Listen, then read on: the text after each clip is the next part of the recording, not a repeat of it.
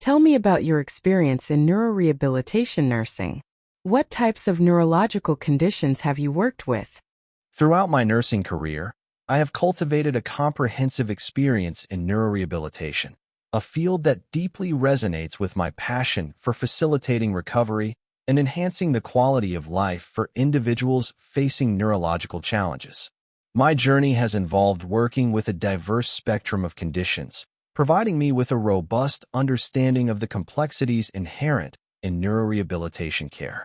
I have significant experience in supporting patients recovering from cerebrovascular accidents, commonly known as strokes, addressing both ischemic and hemorrhagic events and their varied neurological sequelae, such as hemiparesis, aphasia, and cognitive impairments. Furthermore, I have worked extensively with individuals who have sustained traumatic brain injuries, ranging from mild concussions to severe injuries requiring intensive rehabilitation to regain functional independence. My experience also encompasses the care of patients with spinal cord injuries, understanding the nuances of managing paraplegia and quadriplegia, including bowel and bladder management, skin integrity maintenance, and respiratory considerations. Beyond these more common conditions, I have also provided care for individuals living with progressive neurological disorders such as multiple sclerosis, Parkinson's disease, and Guillain-Barré syndrome, focusing on symptom management, functional preservation, and emotional support. Each of these experiences has enriched my understanding of the unique rehabilitation needs of this patient population and has honed my skills in developing and implementing individualized care plans in collaboration with interdisciplinary teams. What attracted you to the field of neurorehabilitation? What drew me to the field of neurorehabilitation was the profound opportunity to witness and actively participate in the remarkable journey of recovery and adaptation that individuals with neurological impairments undertake. Unlike acute care settings, where the focus is often on immediate stabilization, neurorehabilitation offers a unique space to build long-term relationships with patients and their families, supporting them through the often challenging but ultimately rewarding process of regaining function, independence, and a meaningful quality of life. I find immense satisfaction in being part of a multidisciplinary team that collaboratively works towards maximizing a patient's potential, celebrating even the smallest milestones of progress. The intricate nature of neurological conditions and the diverse ways in which they can impact an individual's physical, cognitive, and emotional well-being also intellectually stimulates me. It requires a holistic and patient-centered approach, demanding continuous learning and creative problem-solving to tailor interventions effectively. Ultimately, it is the resilience of the human spirit I witness daily in neurorehabilitation, coupled with the tangible impact of skilled nursing care in facilitating meaningful change, that continues to inspire and solidify my commitment to this specialized area of practice. Describe a challenging case you've managed in neuro rehab and how you approached it. What did you learn from that experience? One particularly challenging case involved a young man in his early 20s who had sustained a severe traumatic brain injury following a motor vehicle accident. When he was transferred to our neurorehabilitation unit, he presented with significant cognitive deficits, severe spasticity in all four limbs, and minimal functional communication abilities. He was also experiencing considerable emotional distress and frustration, which often manifested as agitation and resistance to therapy. My approach to this case was multifaceted and centered on establishing a strong therapeutic relationship with both the patient and his family. Recognizing the emotional toll the injury had taken, I prioritized creating a calm and predictable environment, utilizing consistent communication strategies, and actively listening to the family's concerns and anxieties.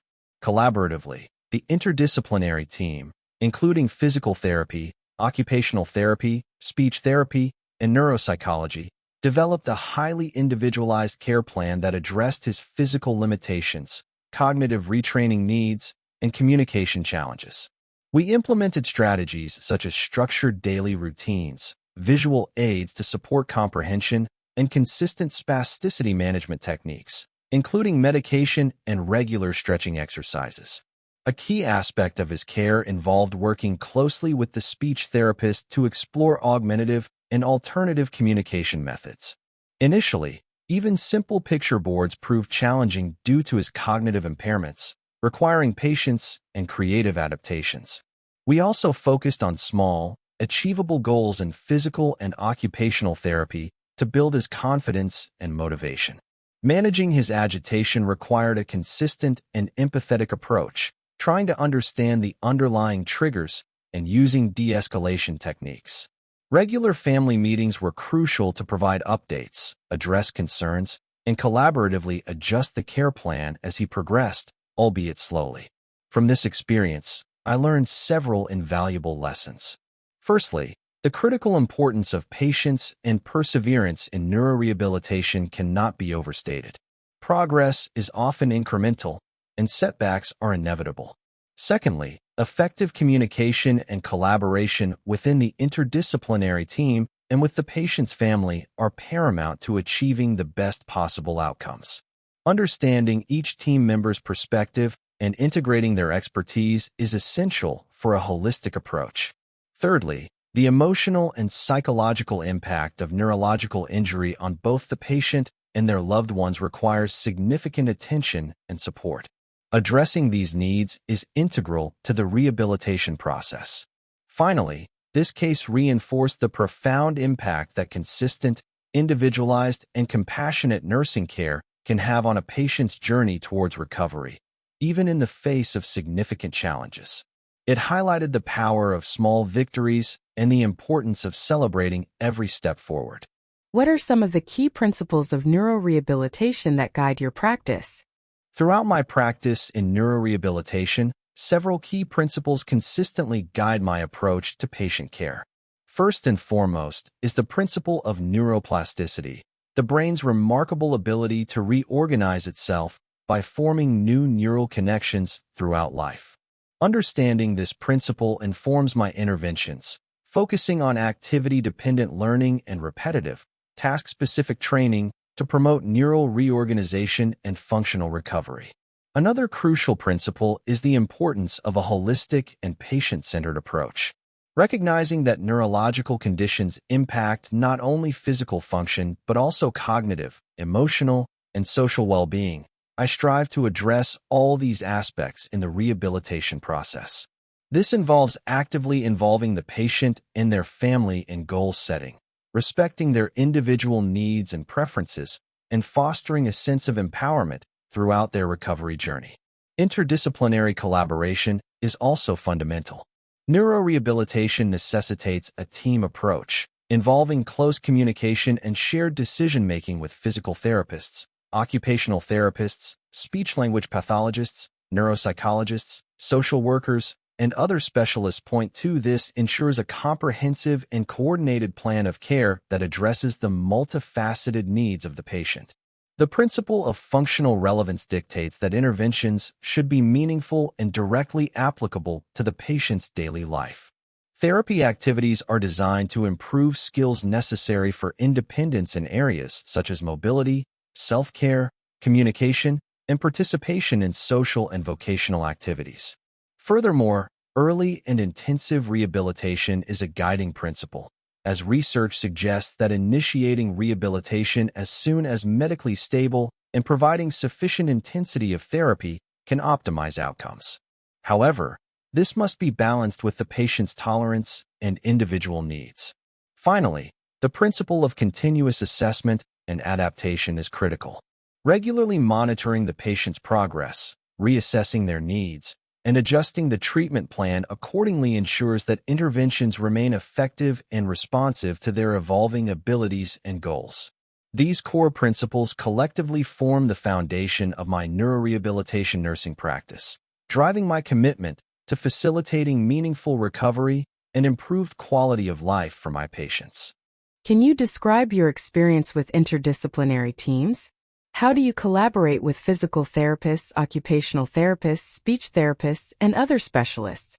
My experience working within interdisciplinary teams in neurorehabilitation has been integral to providing comprehensive and effective patient care.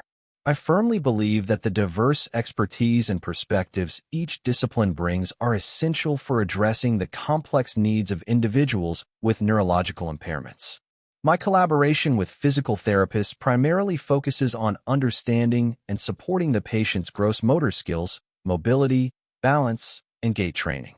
We regularly communicate to ensure nursing care aligns with their therapeutic goals, such as coordinating medication administration around therapy sessions or reinforcing safe transfer techniques during nursing care. My interactions with occupational therapists center on the patient's fine motor skills, activities of daily living, ADLs, and adaptive equipment.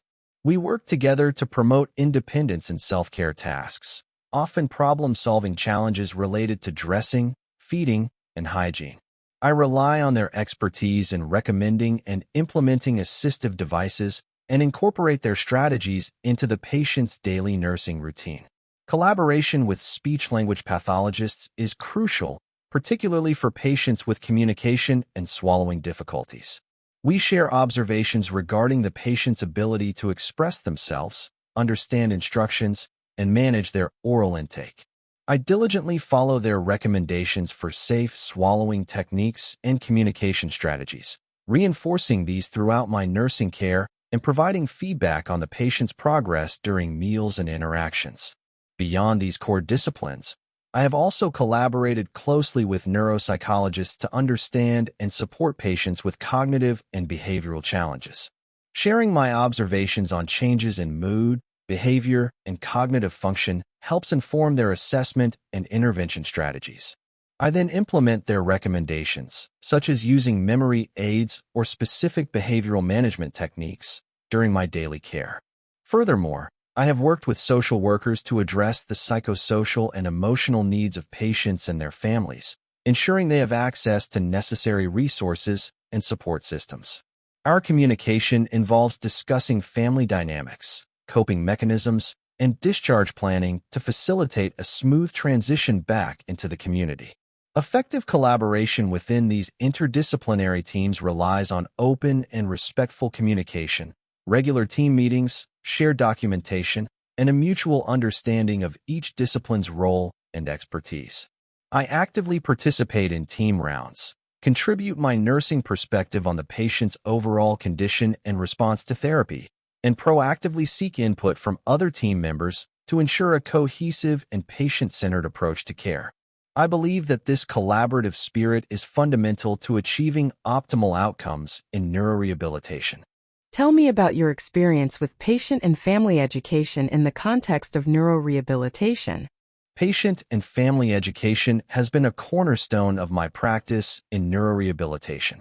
I firmly believe that empowering patients and their families with knowledge and understanding is crucial for promoting active participation in the rehabilitation process, fostering independence, and ensuring a successful transition back into the community.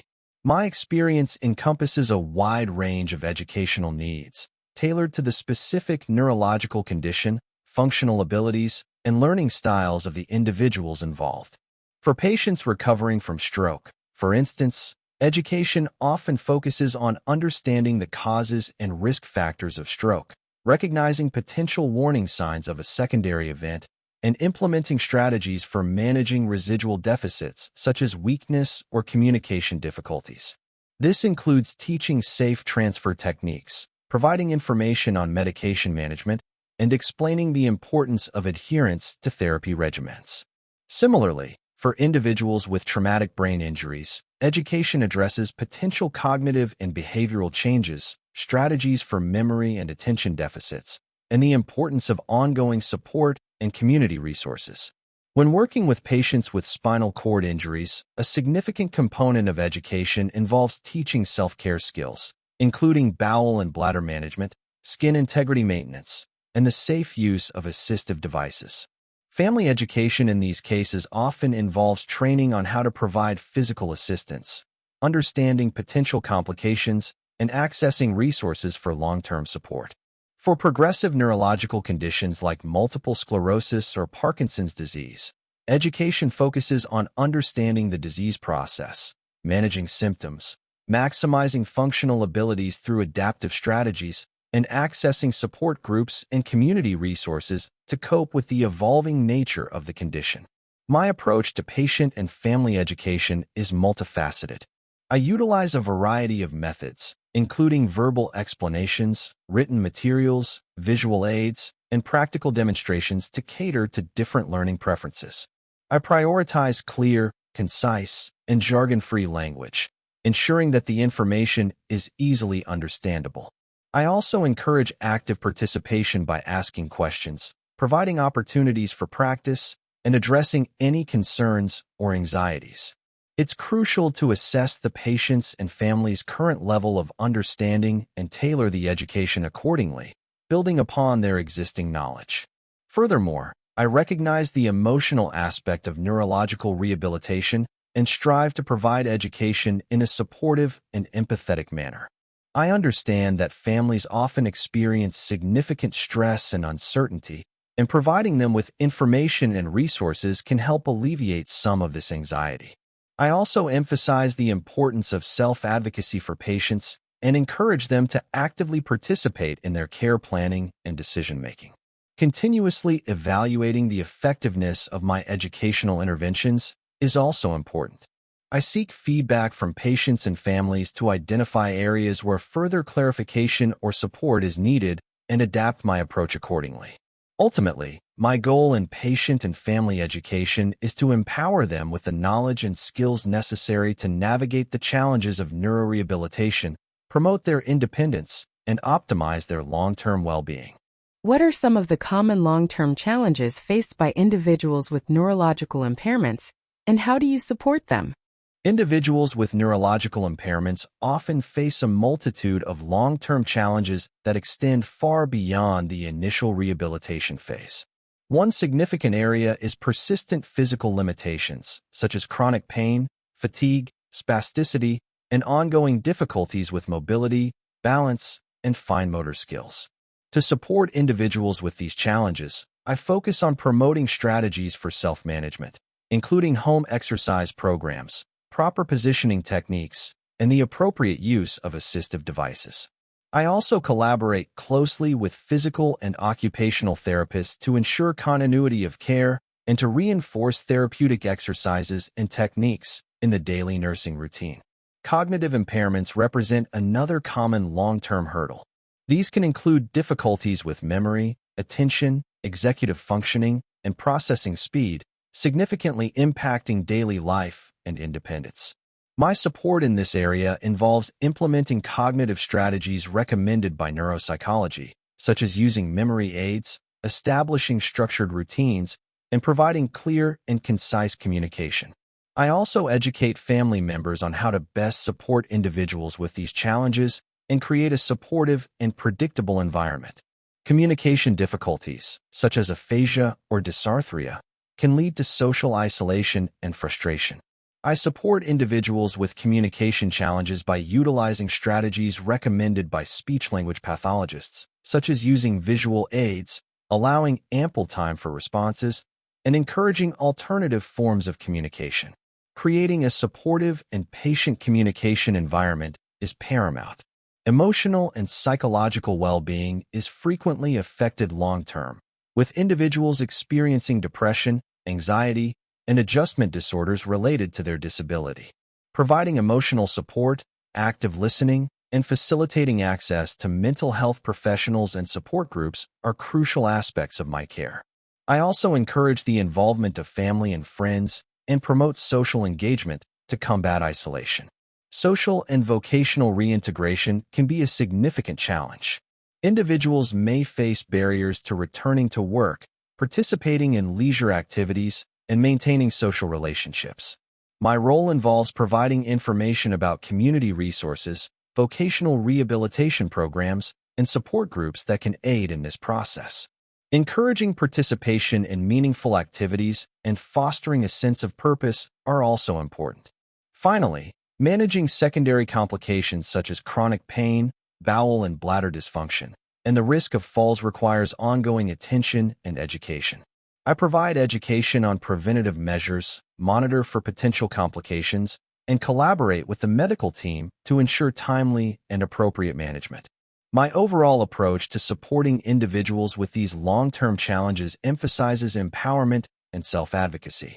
I strive to equip patients and their families with the knowledge, skills, and resources they need to manage their conditions effectively and live as independently and fulfilling lives as possible. This involves ongoing education, active listening, fostering a sense of hope, and connecting them with the necessary support networks within the community. Have you been involved in any quality improvement initiatives or research related to neurorehabilitation? Yes, I have actively participated in quality improvement initiatives and have been involved in research activities related to neurorehabilitation throughout my career. My commitment to providing the best possible care for my patients drives my interest in continuously evaluating and enhancing our practices. In terms of quality improvement, I was a key member of a team that focused on reducing the incidence of hospital-acquired pressure ulcers in our neurorehabilitation unit. This involved a comprehensive review of our skin assessment protocols, the implementation of standardized risk assessment tools, and the introduction of new pressure redistributing support surfaces. We also developed and delivered enhanced staff education on best practices for skin care and early identification of at-risk patients. Following these interventions, we meticulously tracked the incidence of pressure ulcers and were able to demonstrate a significant reduction over a 6-month period. This experience highlighted the importance of data-driven decision-making and the impact of collaborative efforts in improving patient outcomes. Another quality improvement initiative I participated in focused on enhancing communication during interdisciplinary team meetings. Recognizing that effective communication is crucial for coordinated care, our team implemented a standardized communication template and incorporated dedicated time for each discipline to share relevant information and contribute to the care plan. We also introduced a process for documenting key decisions and action items more clearly. This initiative led to improved clarity in care planning and enhanced team collaboration, ultimately benefiting patient care. Regarding research, while I haven't led independent research projects, I have actively contributed to several studies conducted within our neurorehabilitation department. I have assisted with data collection, patient recruitment, and the implementation of research protocols. One notable study explored the effectiveness of a novel virtual reality-based therapy program for improving upper extremity function in stroke survivors. My role involved training patients on the use of the technology, monitoring their progress, and documenting their experiences. This exposure provided me with valuable insights into the research process and the potential of innovative technologies in neurorehabilitation.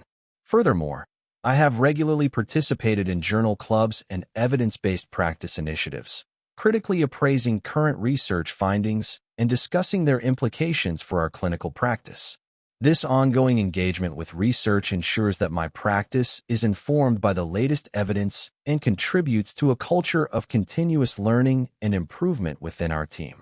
I am eager to continue contributing to quality improvement and research endeavors that aim to advance the field of neurorehabilitation and enhance the lives of our patients. What are your strengths as a neurorehabilitation nurse? As a neurorehabilitation nurse, I believe my key strengths lie in a combination of specialized clinical skills, a deep understanding of the unique challenges faced by this patient population, and a strong commitment to providing holistic and patient-centered care. Firstly, my clinical expertise in managing the complex needs of individuals with neurological impairments is a significant strength. I possess a strong foundation in assessing and managing conditions such as spasticity, bowel and bladder dysfunction, pain, and the risk of secondary complications. I am proficient in implementing rehabilitation strategies, including facilitating mobility, promoting self-care skills, and supporting communication. My experience with various assistive devices and technologies further enhances my ability to provide comprehensive care. Secondly, I have developed a keen understanding of the principles of neuroplasticity and the rehabilitation process. This allows me to approach care with a long-term perspective, setting realistic goals in collaboration with the interdisciplinary team and the patient, and celebrating even small increments of progress. I am adept at motivating patients and fostering a sense of hope throughout their often lengthy recovery journey. My strong communication and interpersonal skills are also crucial strengths. I am adept at building rapport with patients and their families, actively listening to their concerns, and providing clear and empathetic education. I excel in collaborating effectively with the interdisciplinary team, ensuring seamless coordination of care and a unified approach to achieving patient goals.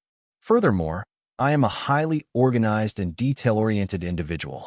This is essential in managing the multifaceted needs of neurorehabilitation patients, including medication administration, documentation, and the implementation of complex care plans involving multiple therapies and interventions.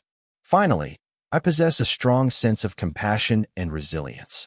Working in neurorehabilitation can be emotionally demanding, but I am deeply committed to advocating for my patients and providing unwavering support during challenging times. My ability to maintain a positive and empathetic attitude contributes to a therapeutic and healing environment.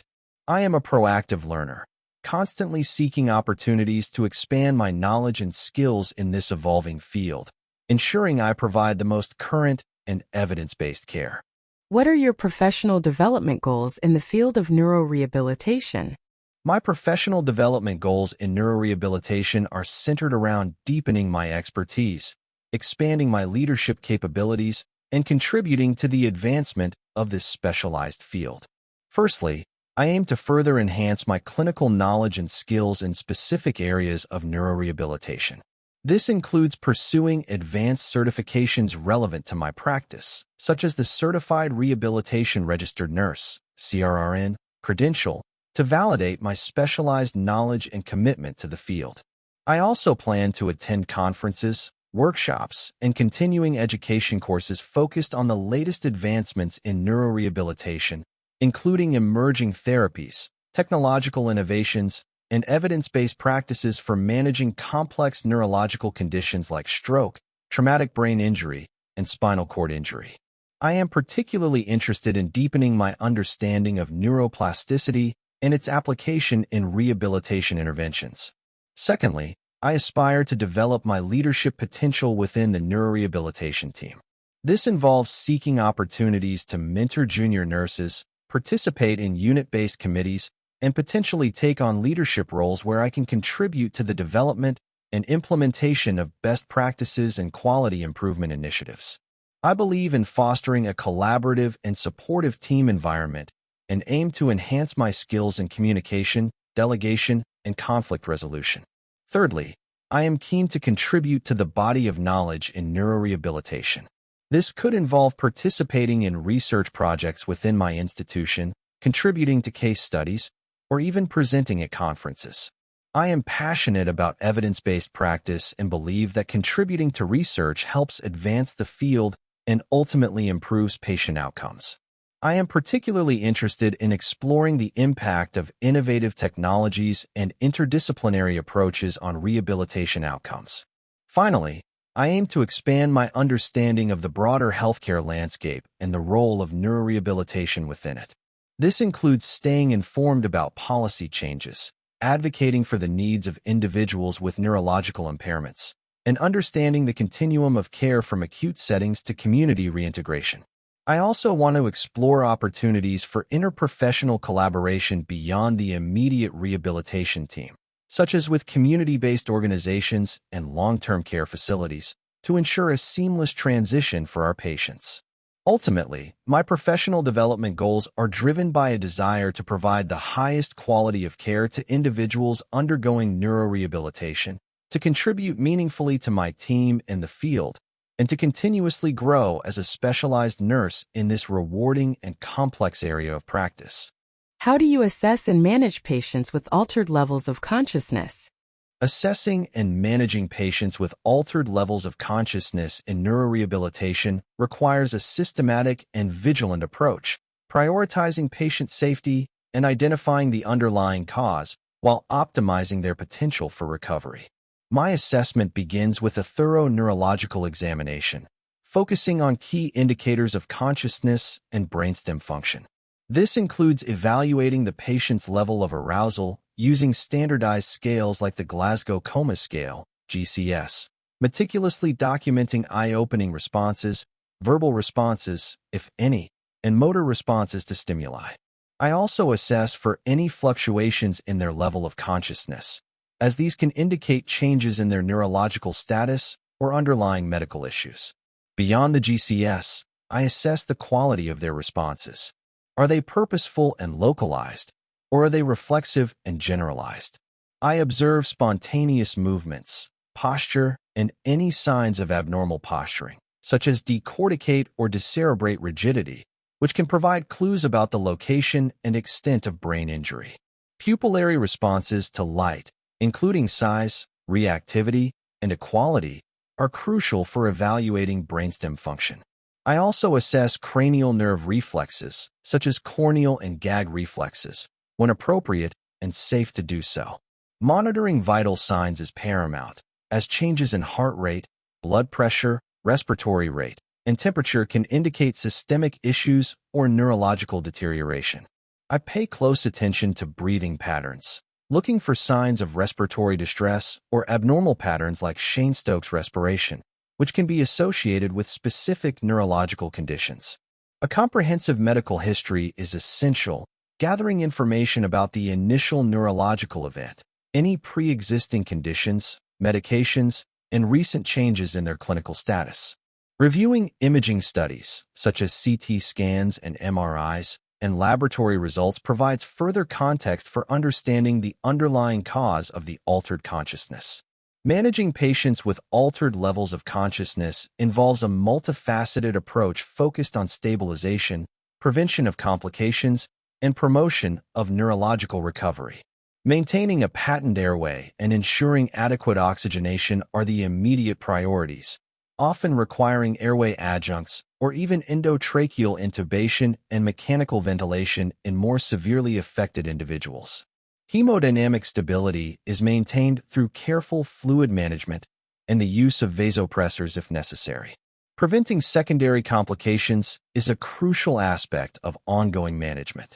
This includes meticulous skin care and regular repositioning to prevent pressure ulcers, prophylactic measures such as sequential compression devices and/or anticoagulation to prevent deep vein thrombosis and pulmonary embolism, and ensuring adequate nutritional support, often via enteral feeding. Maintaining proper bowel and bladder function is also essential. Neurological monitoring is continuous and involves frequent reassessment of the patient's level of consciousness, pupillary responses, motor function, and vital signs. Any changes are promptly reported and investigated. Depending on the underlying cause, medical management may include medications to reduce intracranial pressure, control seizures, or treat infections. Therapeutic interventions are initiated as the patient's condition stabilizes, focusing on sensory stimulation to promote arousal and responsiveness. This may involve tactile, auditory, visual, and olfactory stimuli, delivered in a structured and consistent manner. As the patient's level of consciousness improves, the focus shifts towards facilitating early mobilization and participation in rehabilitation therapies, guided by the interdisciplinary team. Throughout the process, communication and support for the patient's family are vital. Providing regular updates, explaining the patient's condition and treatment plan, and offering emotional support can help them cope with the uncertainty and stress associated with their loved one's altered level of consciousness. My approach is always individualized, recognizing that the underlying cause, severity, and potential for recovery vary significantly among patients. Continuous assessment, proactive management of complications, and a collaborative approach with the medical team and other therapists are essential to optimize outcomes for these vulnerable individuals. Describe your approach to managing spasticity and contractures. My approach to managing spasticity and contractures in neurorehabilitation is comprehensive and aims to alleviate discomfort, prevent further musculoskeletal complications, and optimize functional abilities. It begins with a thorough assessment of the patient, including the degree and distribution of spasticity using standardized scales like the Ashworth scale, identifying any patterns or triggers, and evaluating the presence and severity of any existing contractures, noting their impact on range of motion and functional tasks. This assessment is an ongoing process, as spasticity can fluctuate based on various factors such as positioning, pain, and emotional state.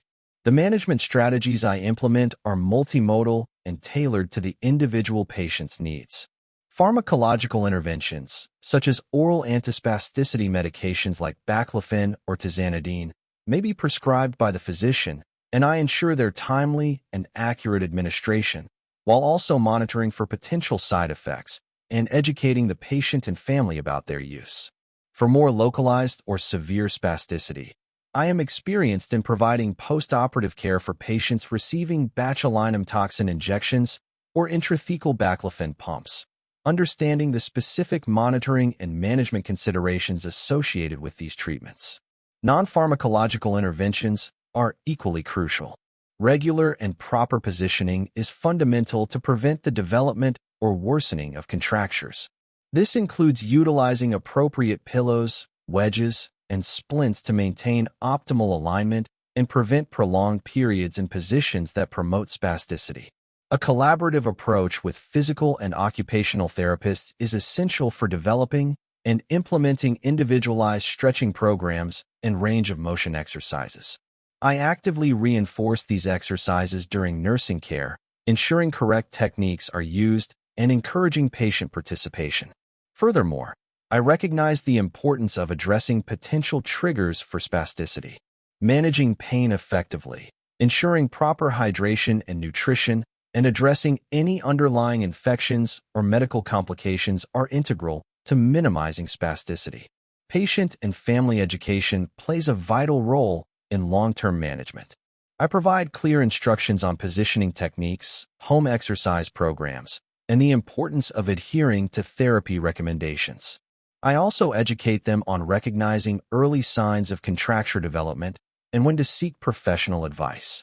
Throughout the management process, I continuously monitor the effectiveness of the interventions, documenting changes in spasticity and range of motion, and communicating these observations to the interdisciplinary team. This collaborative approach ensures that the treatment plan is regularly reviewed and adjusted to optimize outcomes and improve the patient's overall comfort and functional independence.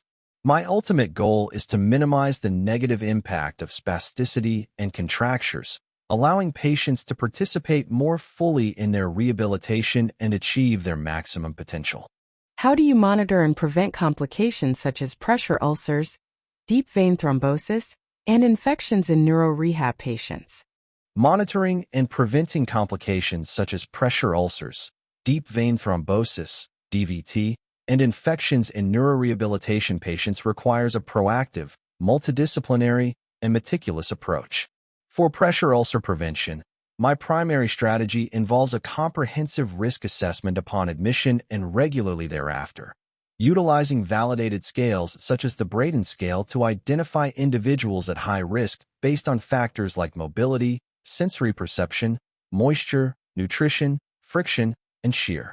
Based on this assessment, I implement individualized care plans that include frequent repositioning, typically every 2 hours or more often as needed, utilizing appropriate support surfaces such as pressure redistributing mattresses and cushions.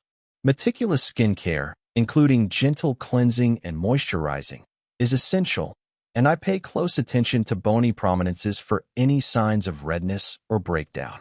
Nutritional status is closely monitored, and I collaborate with dietitians to ensure adequate protein and caloric intake to promote skin integrity. Patient and family education on the importance of pressure ulcer prevention and proper skincare techniques is also a key component of my practice. To prevent deep vein thrombosis in this often immobile population, I implement prophylactic measures as ordered, which may include the application of sequential compression devices, the administration of prophylactic anticoagulants, and promoting early mobilization as soon as medically feasible. I diligently assess patients for risk factors for DVT, such as prolonged immobility, hypercoagulability, and the presence of indwelling central venous catheters. I monitor for any signs and symptoms of DVT, including unilateral leg swelling, pain, redness, and warmth, and promptly report any concerns to the medical team. Ensuring adequate hydration and promoting venous return through proper positioning are also integral to my preventative strategies. Infection prevention is paramount in neurorehabilitation due to the potential for compromised immune systems and the presence of invasive devices. I adhere strictly to standard precautions, including meticulous hand hygiene before and after all patient contact and proper use of personal protective equipment.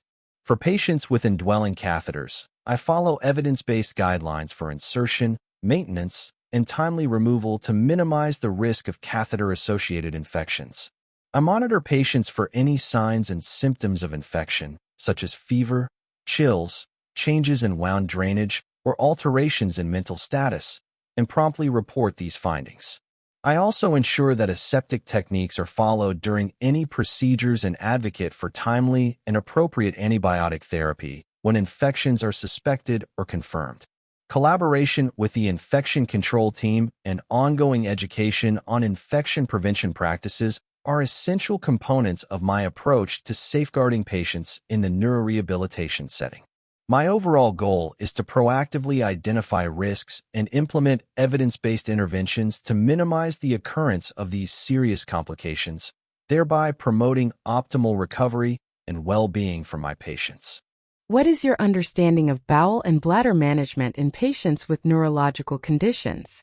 My understanding of bowel and bladder management in patients with neurological conditions is that it is a complex and crucial aspect of their care, significantly impacting their physical comfort, social participation, and overall quality of life. Neurological impairments can disrupt the normal physiological control of bowel and bladder function in various ways, leading to issues such as incontinence, retention, constipation, and fecal impaction. Therefore, a comprehensive and individualized approach to assessment and management is essential. My assessment begins with a thorough history, including the patient's pre-morbid bowel and bladder habits, the nature of their neurological injury or condition, and any current symptoms they are experiencing. I carefully document the frequency, timing, and amount of voiding and bowel movements, as well as any associated symptoms like urgency, hesitancy, straining, or feelings of incomplete emptying. Physical examination includes abdominal assessment to identify distension or tenderness, and perineal skin assessment to check for irritation or breakdown due to incontinence. I also review relevant diagnostic studies, such as bladder scans, urodynamic studies, and bowel imaging, to understand the underlying pathophysiology.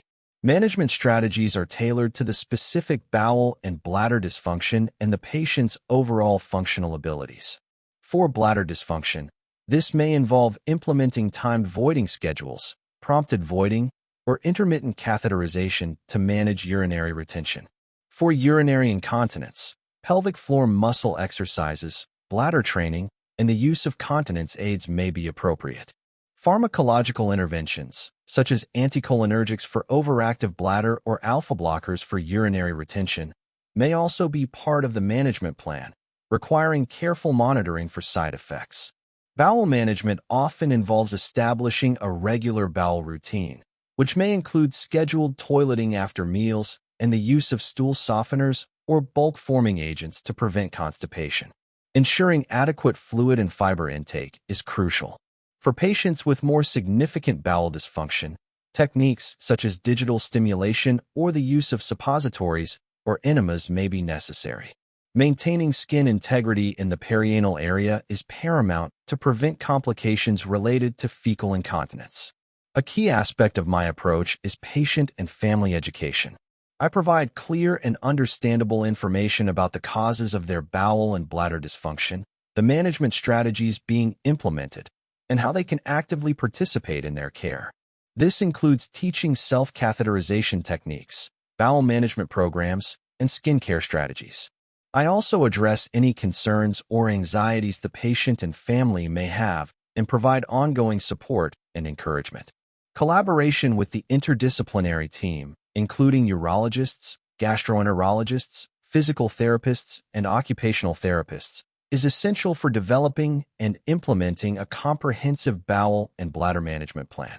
Physical therapy can assist with core strengthening and pelvic floor exercises, while occupational therapy can help with adaptive equipment and strategies for independent toileting.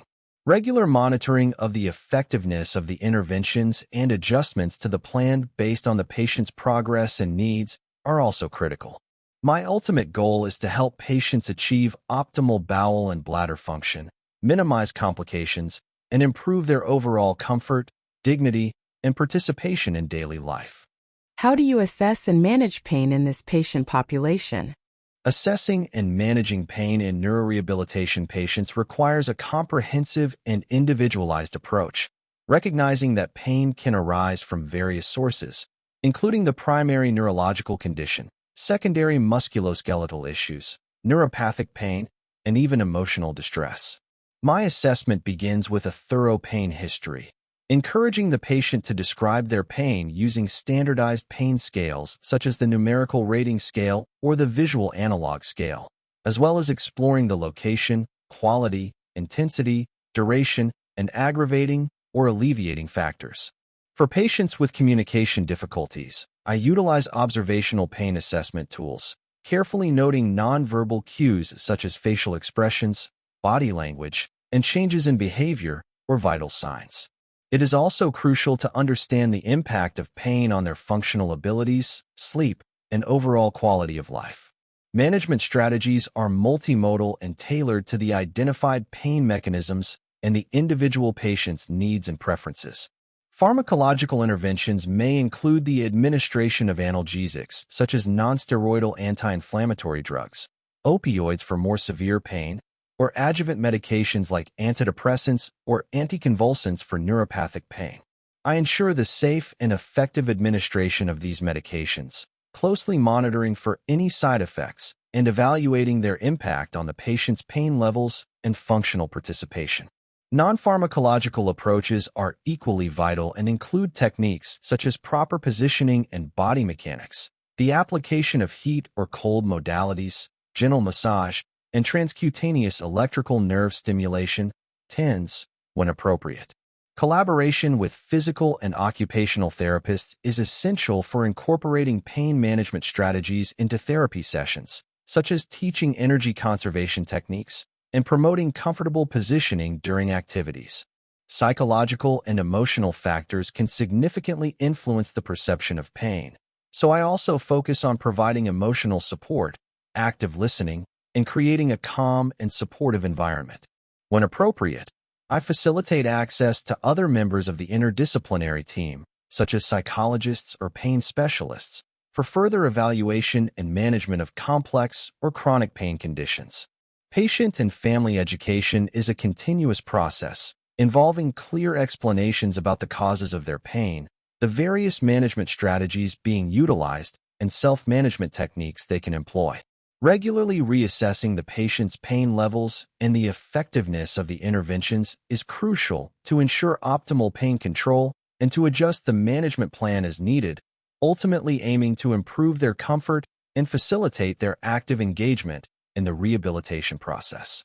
Describe your experience with different assistive devices and technologies used in neurorehabilitation. Throughout my experience in neurorehabilitation, I have gained practical knowledge and hands-on experience with a wide array of assistive devices and technologies aimed at enhancing functional independence and improving the quality of life for individuals with neurological impairments. In the realm of mobility, I am familiar with various types of wheelchairs, including manual and power wheelchairs, and understand the principles of proper fitting and maintenance to ensure patient safety and optimal maneuverability.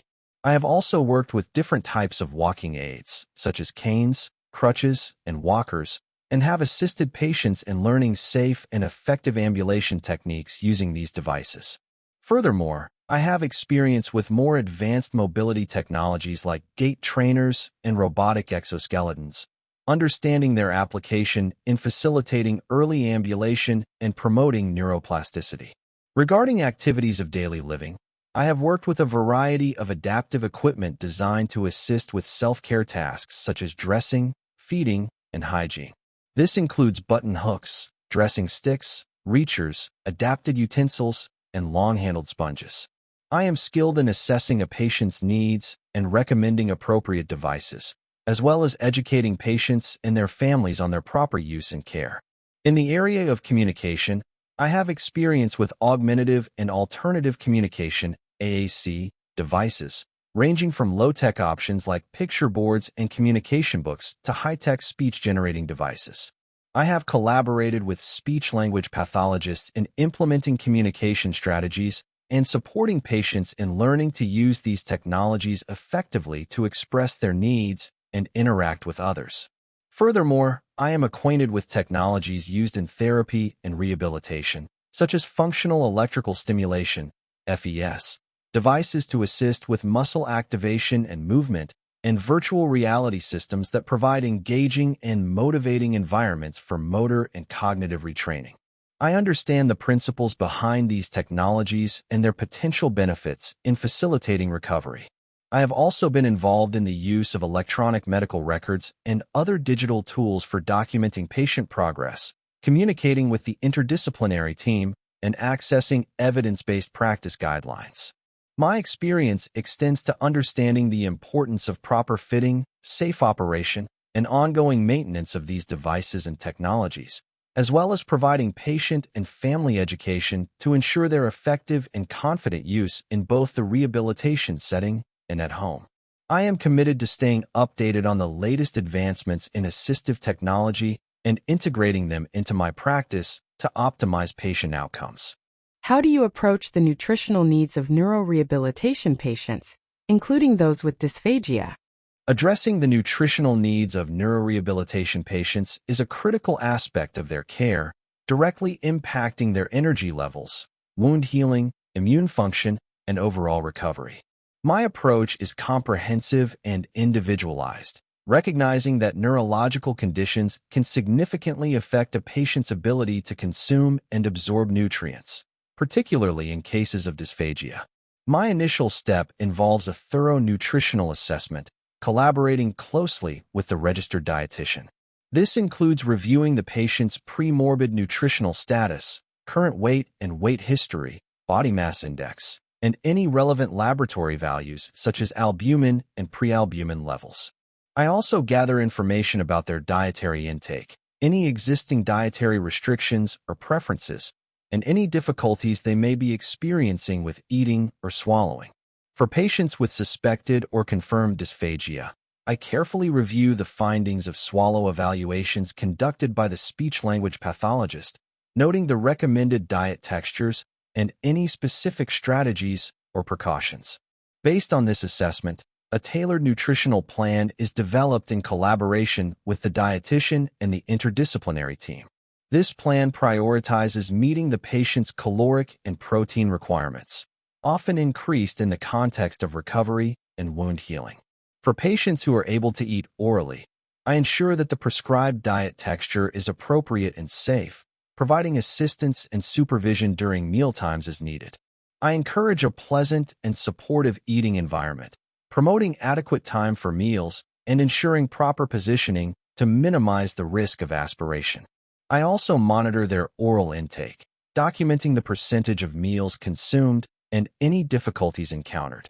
For patients with dysphagia who are unable to meet their nutritional needs orally, alternative feeding methods may be necessary.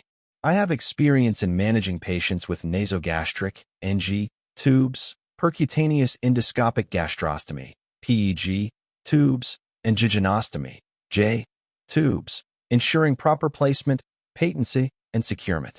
I am meticulous in administering tube feedings according to the prescribed rate and formula, maintaining aseptic techniques to prevent infection, and monitoring for any complications such as aspiration, diarrhea, or abdominal distension. I also pay close attention to the patient's tolerance of the feeding regimen and communicate any concerns to the medical team and dietitian. Hydration status is equally important, and I monitor fluid intake and output closely, ensuring that patients receive adequate fluids through oral intake or intravenous fluids as prescribed. I also educate patients and families on the importance of good nutrition and hydration in the rehabilitation process and provide guidance on strategies to optimize oral intake when safe. Regular communication with the dietitian and the interdisciplinary team is essential to monitor the patient's nutritional status, adjust the feeding plan as needed based on their progress and tolerance, and address any emerging nutritional concerns promptly. My ultimate goal is to ensure that all neurorehabilitation patients receive the necessary nutritional support to optimize their recovery and overall well-being, while prioritizing their safety and comfort during mealtimes. What are your strategies for promoting mobility and preventing falls in this patient population? Promoting mobility and preventing falls in the neurorehabilitation population requires a proactive, individualized, and interdisciplinary approach, given the diverse range of neurological impairments that can affect balance, coordination, strength, and gait. My strategies encompass a comprehensive assessment, tailored interventions, environmental modifications, and thorough patient and family education. My approach begins with a detailed mobility assessment, evaluating the patient's current functional abilities, including their ability to transfer, stand, and ambulate, as well as their balance, coordination, and strength. I utilize standardized assessments when appropriate and collaborate closely with physical and occupational therapists to understand their specific therapeutic goals and interventions. Identifying individual risk factors for falls is crucial, and this includes assessing for muscle weakness, sensory deficits, visual impairments, cognitive impairments, medication side effects, and a history of previous falls. Based on the assessment, I implement tailored interventions to promote safe mobility. This often involves actively assisting and supervising patients during transfers and ambulation, ensuring they are using appropriate assistive devices correctly, such as canes, crutches, or walkers, as recommended by the therapy team. I reinforce proper body mechanics and energy conservation techniques during activities.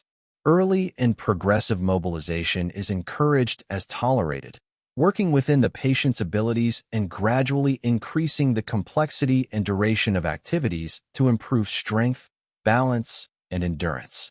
I also collaborate with therapists to integrate mobility goals into daily nursing care, ensuring consistency and reinforcement of learned skills.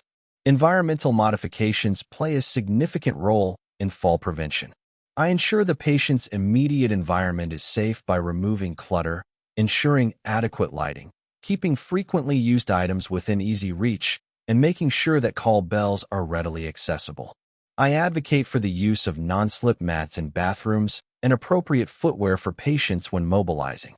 Bed and chair alarms may be utilized for patients at high risk in conjunction with close monitoring.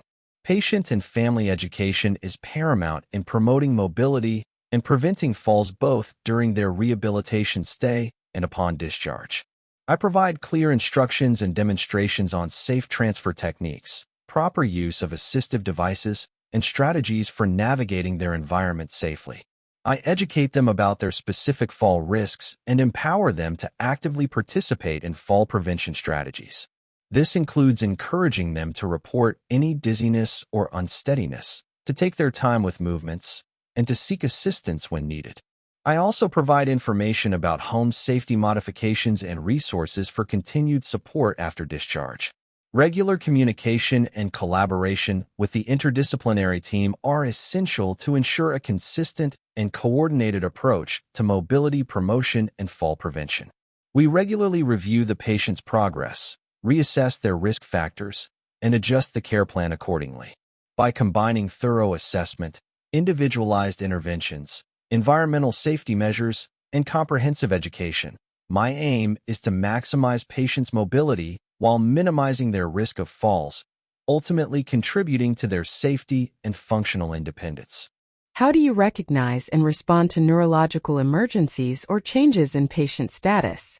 Recognizing and responding to neurological emergencies or changes in patient status in neurorehabilitation requires a keen eye for subtle alterations, a systematic approach to assessment, and the ability to act swiftly and effectively according to established protocols.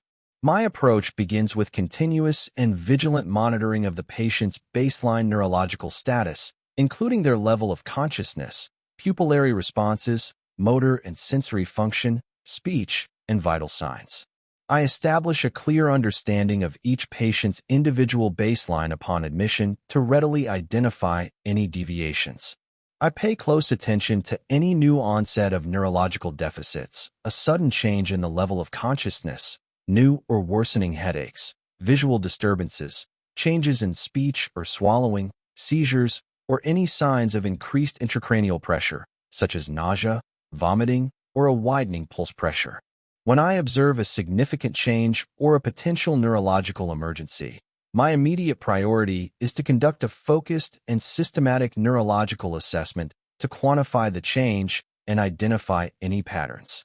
This involves a rapid reassessment of their level of consciousness using the Glasgow Coma Scale, a thorough pupillary examination noting size, shape, and reactivity to light, and a focused assessment of motor strength and sensation in all extremities.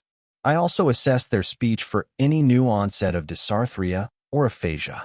Simultaneously, I ensure that vital signs are closely monitored, as changes in heart rate, blood pressure, and respiratory pattern can provide crucial information about the patient's overall condition and potential neurological compromise. Based on my assessment findings, I immediately communicate these changes to the physician and other members of the interdisciplinary team using clear, concise, and accurate information, following established communication protocols such as SBR, situation, background, assessment, recommendation. I provide a detailed account of the observed changes, the time of onset, and any interventions initiated. While awaiting further orders, I prioritize patient safety by ensuring a patent airway, administering oxygen if indicated, positioning the patient appropriately to maintain cerebral perfusion and prevent aspiration, and protecting them from injury if seizure activity is suspected. I also prepare for potential interventions that may be ordered, such as further diagnostic imaging or medication administration. Accurate and timely documentation of all assessments, interventions, and communication is crucial. I meticulously record the changes in neurological status, the time the changes were noted, the interventions implemented, and the patient's response. This documentation provides a clear timeline of events and supports effective communication among the healthcare team. Furthermore, I remain calm and reassuring to the patient and their family, providing clear and honest information about the situation and the steps being taken. My experience and ongoing education ensure that I am familiar with the common neurological emergencies in the neurorehabilitation setting and the appropriate immediate responses to optimize patient outcomes. Discuss your knowledge of different neurological conditions such as stroke, traumatic brain injury, spinal cord injury, multiple sclerosis, and Parkinson's disease. My knowledge base encompasses a solid understanding of various neurological conditions commonly encountered in neurorehabilitation, including stroke, traumatic brain injury, TBI, spinal cord injury, SCI, multiple sclerosis, MS, and Parkinson's disease, PD. Regarding stroke, I understand it as a cerebrovascular event resulting in a disruption of blood flow to the brain, leading to cellular damage and a range of potential neurological deficits depending on the area and extent of the injury. I am familiar with the distinction between ischemic stroke, caused by a blockage of a blood vessel, and hemorrhagic stroke, resulting from bleeding into the brain tissue. My knowledge includes common clinical manifestations such as hemiparesis, sensory deficits, aphasia, dysarthria, visual field deficits, and cognitive impairments.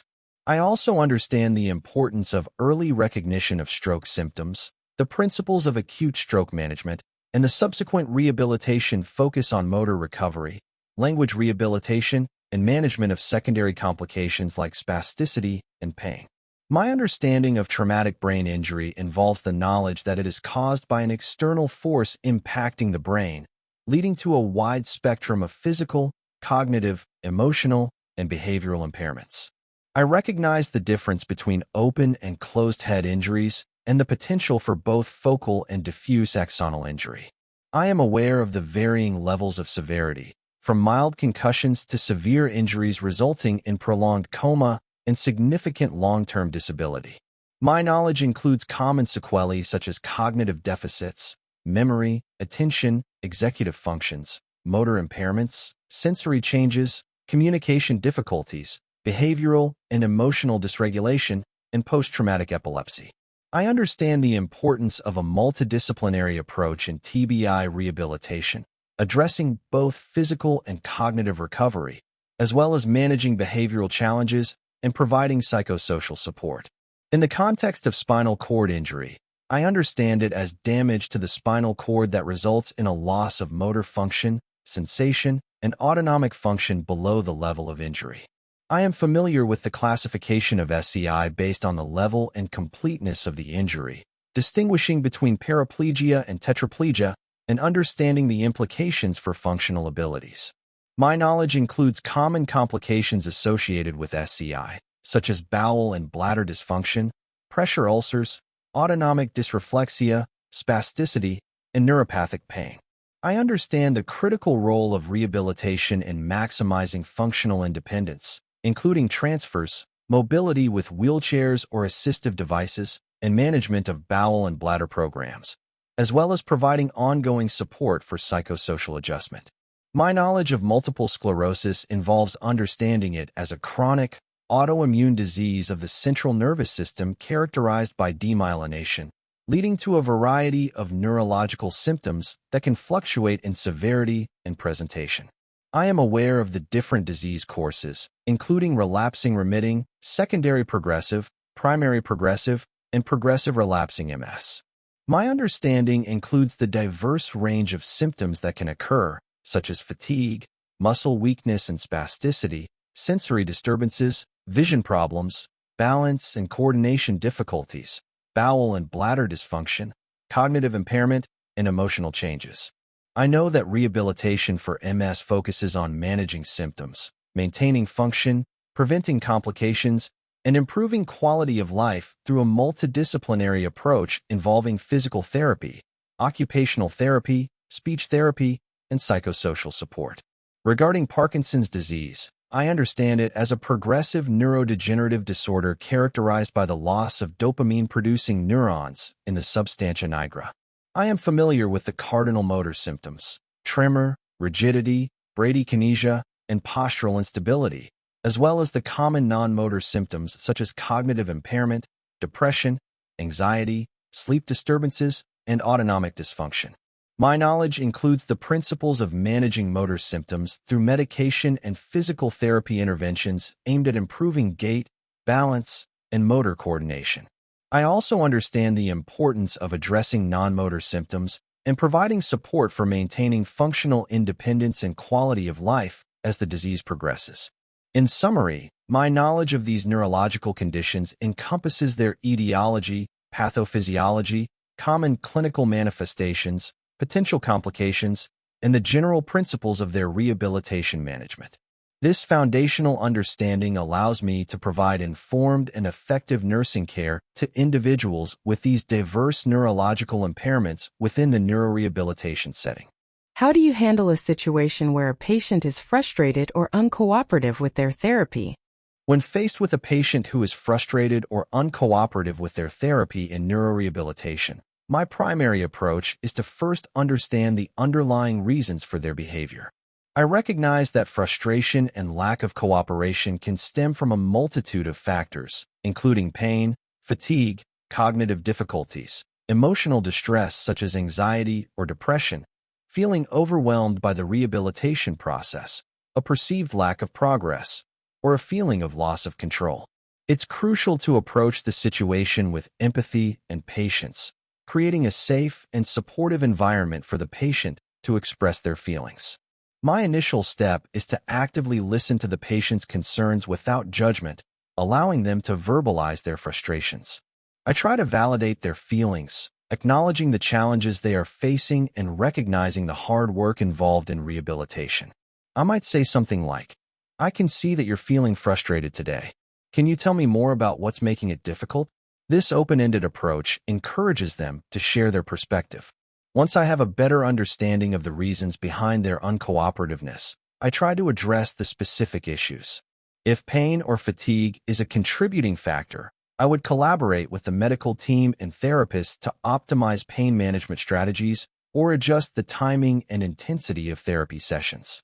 If cognitive difficulties are making it hard for them to understand or follow instructions, I would simplify the tasks, break them down into smaller, more manageable steps, and use visual aids or other communication strategies as recommended by the speech-language pathologist or occupational therapist. If emotional distress appears to be the root cause, I would offer emotional support, provide reassurance, and encourage them to talk about their feelings. I might also involve the social worker or psychologist on the team if more specialized support is needed. It's important to acknowledge the emotional toll of neurological impairment and the rehabilitation process. I also try to empower the patient by involving them in the decision-making process as much as possible, offering choices within their therapy, explaining the rationale behind specific exercises or activities, and highlighting the progress they have made.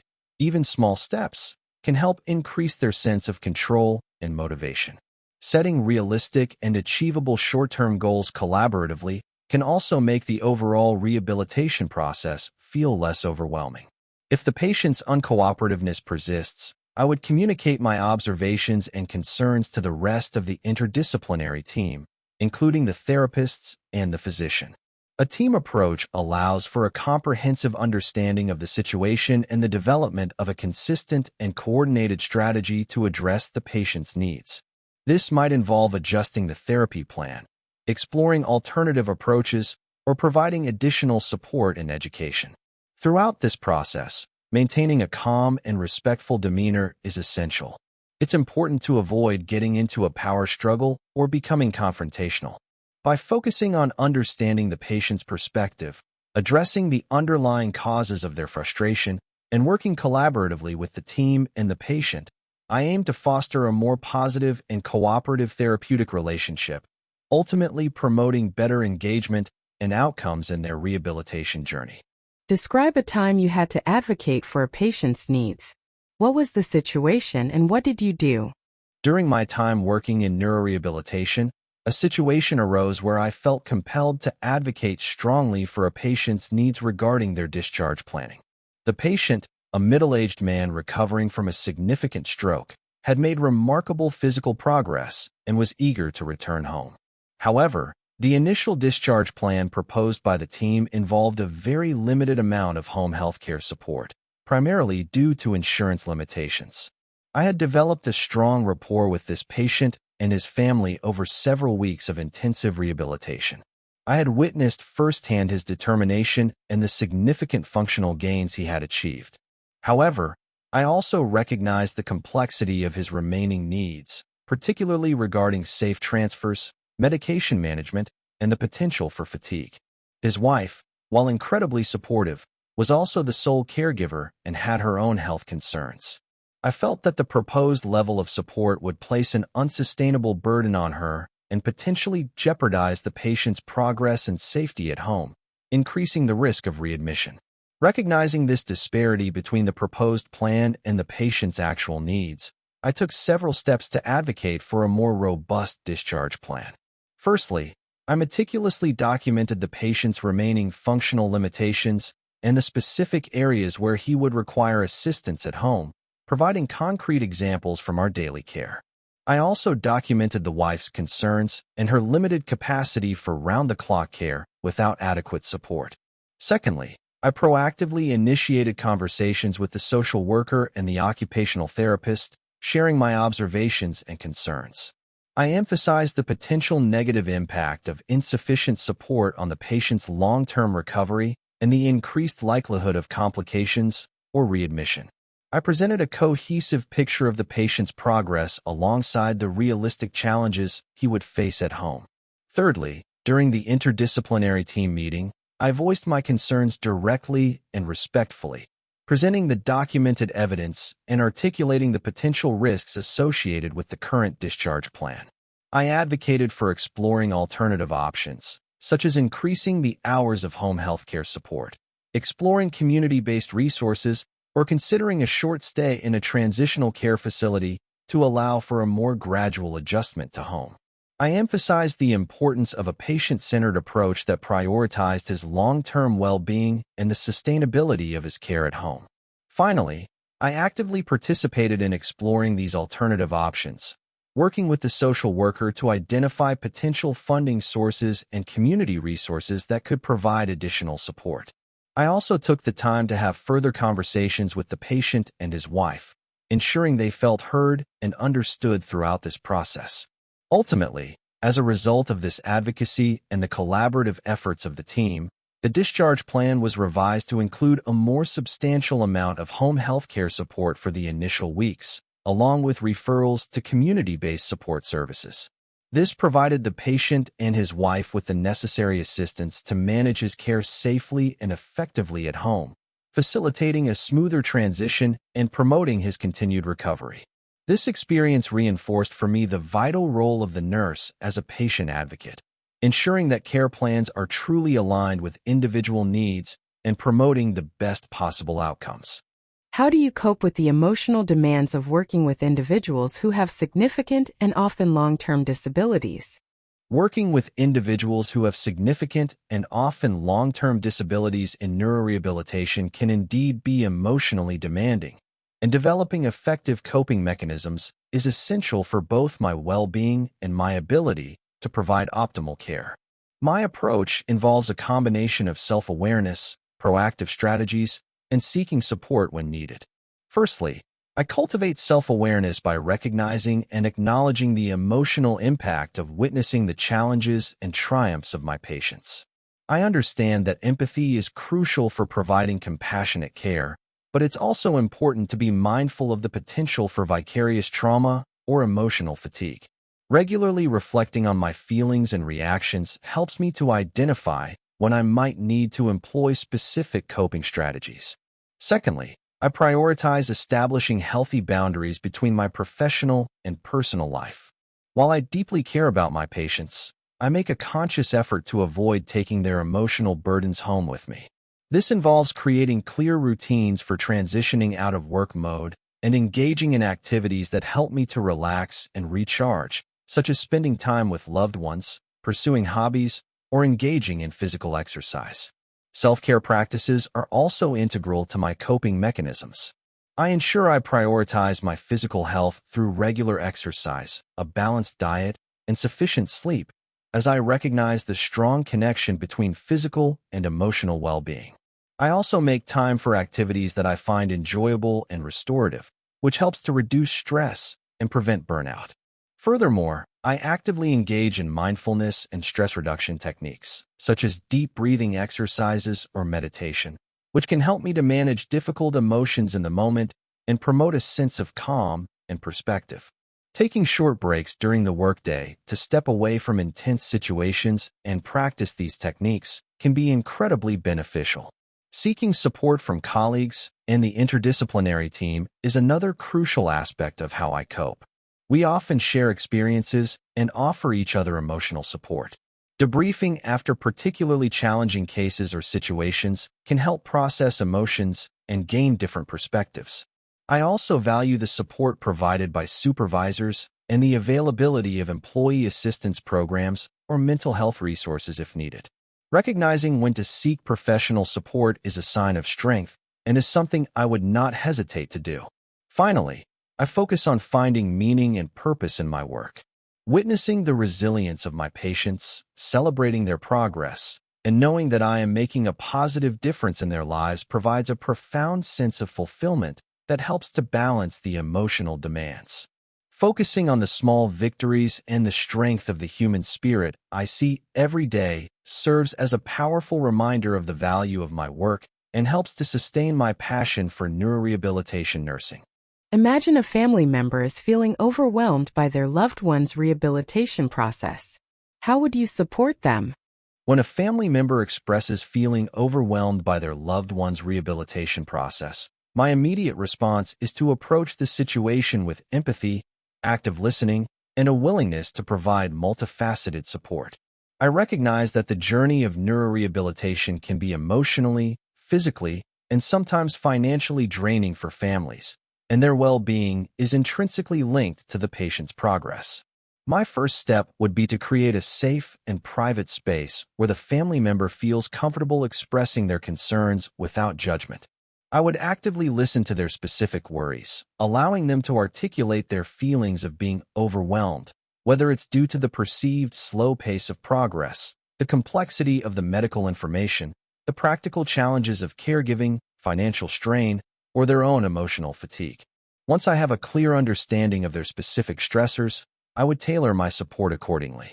This might involve providing clear and concise explanations about the rehabilitation process, breaking down complex medical jargon into understandable terms, and reiterating the patient's progress, highlighting even small achievements that might be overlooked in the face of the overall challenges. I would also offer realistic expectations about the timeline of recovery, acknowledging that it can be a marathon rather than a sprint, and validating their feelings of frustration or impatience. Practically, I would explore available resources within the rehabilitation facility and the wider community that could provide additional support. This might include connecting them with social workers who can assist with financial concerns, navigating insurance complexities, and accessing community-based support services. I would also inform them about family support groups where they can connect with others who are going through similar experiences, providing a valuable network for sharing experiences and coping strategies. Furthermore, I would collaborate with the occupational therapist to identify strategies and adaptive equipment that can make caregiving tasks at home more manageable. Crucially, I would emphasize the importance of the family member's own self-care and encourage them to prioritize their physical and emotional well-being. I would suggest practical ways they can incorporate breaks and seek respite care if available, highlighting that their own health is essential for their ability to support their loved one in the long term. I would also reinforce that it's okay to ask for help and that the rehabilitation team is there to support not only the patient, but also their family. By offering empathetic listening, clear information, connection to resources, and encouragement for self-care, I aim to empower the family member to navigate the challenges of the rehabilitation process with greater resilience and a sense of support. How do you prioritize tasks when caring for multiple patients with complex needs? Prioritizing tasks when caring for multiple neurorehabilitation patients with complex needs requires a dynamic and systematic approach that centers on patient safety, urgency of needs, and efficient time management. My primary guiding principle is always to address the most critical and potentially life-threatening situations first. This involves continuous assessment and vigilance for any acute changes in a patient's condition, such as sudden neurological deterioration, respiratory distress, or significant changes in vital signs. These situations would take immediate priority, triggering rapid response protocols and direct intervention. Following immediate safety concerns, I prioritize tasks based on the urgency and potential impact on patient outcomes and their rehabilitation progress. This often involves addressing time-sensitive needs, such as administering scheduled medications, particularly those critical for managing neurological symptoms or preventing complications like seizures or pain.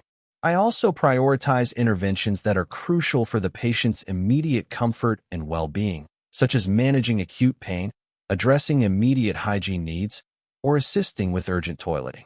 I then consider the rehabilitation schedule and the planned therapies for the day. Coordinating nursing care with the therapy schedule is essential to maximize the benefits of each session. For example, I would prioritize medication administration for spasticity management before a physical therapy session to optimize the patient's participation. I also ensure that patients are prepared and ready for their therapies in a timely manner. Effective communication with the interdisciplinary team is vital in prioritizing tasks.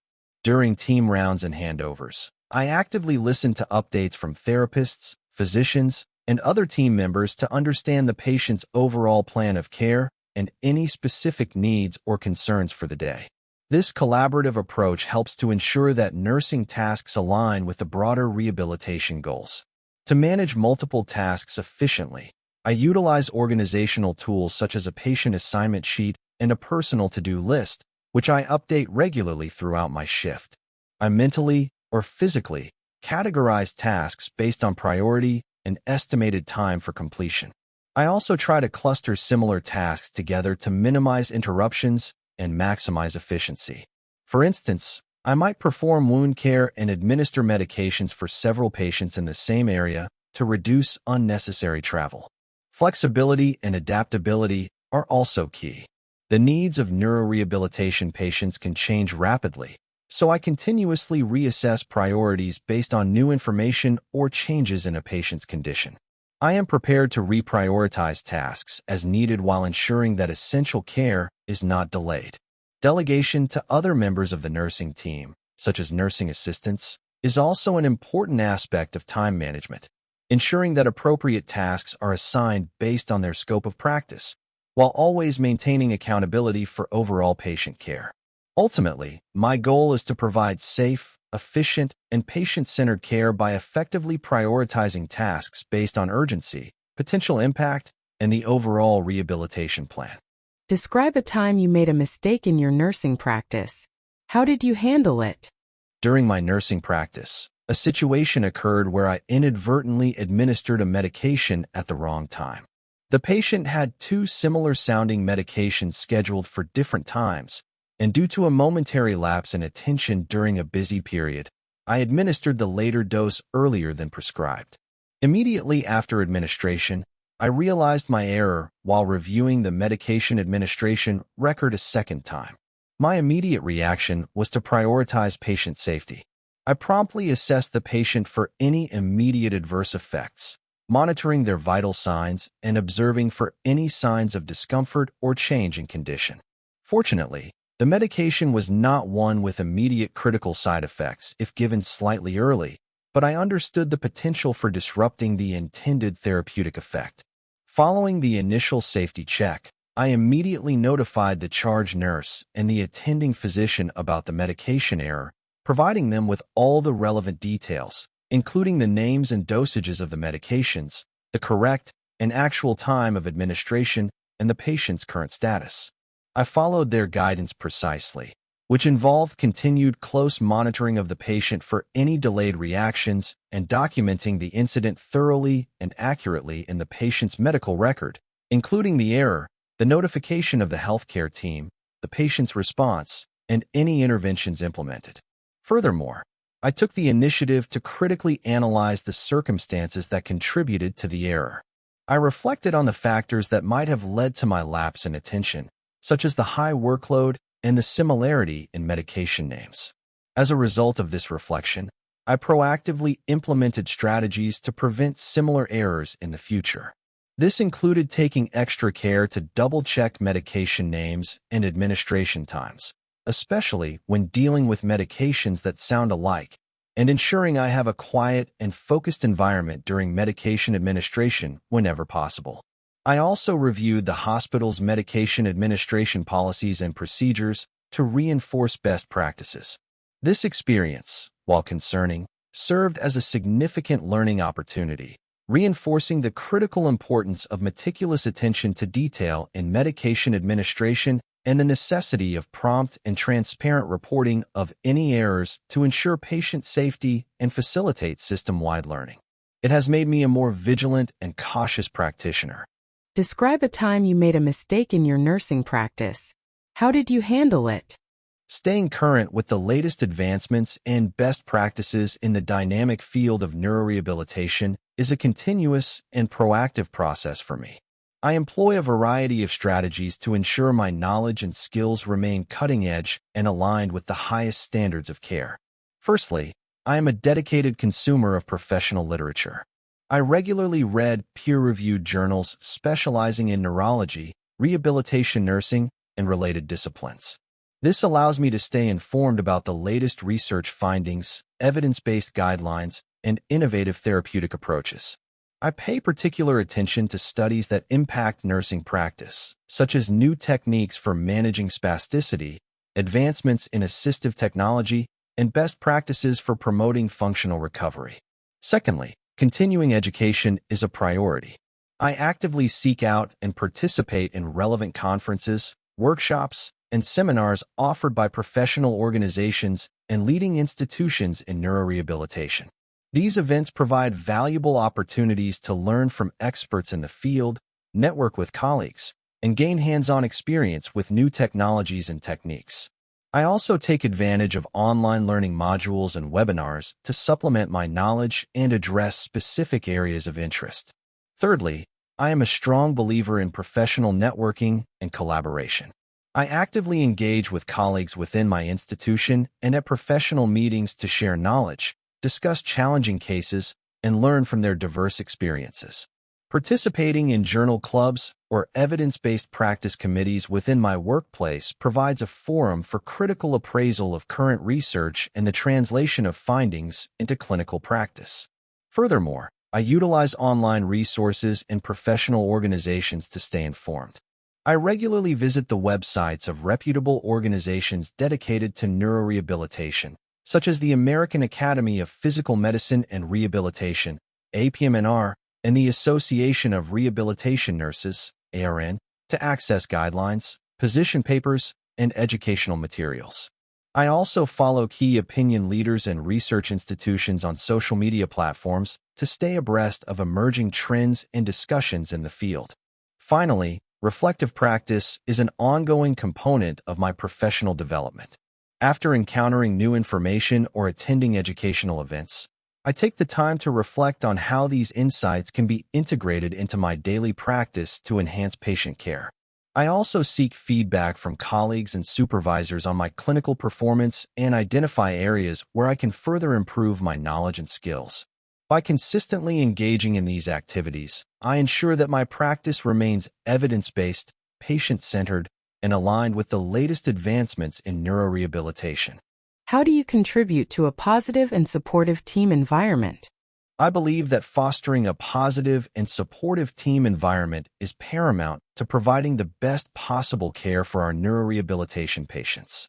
My contributions to such an environment are multifaceted and stem from my belief in collaboration, respect, and open communication. Firstly, I actively practice respectful and considerate communication with all team members, regardless of their role or discipline.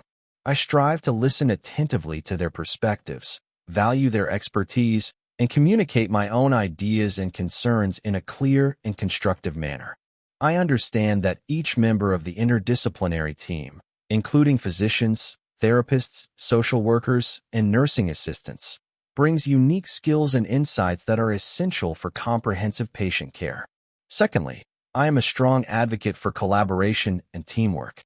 I actively participate in team meetings, contribute my nursing observations and insights, and proactively seek input from other disciplines to ensure a cohesive and coordinated approach to patient care. I believe in shared decision-making and am always willing to offer assistance and support to my colleagues when needed.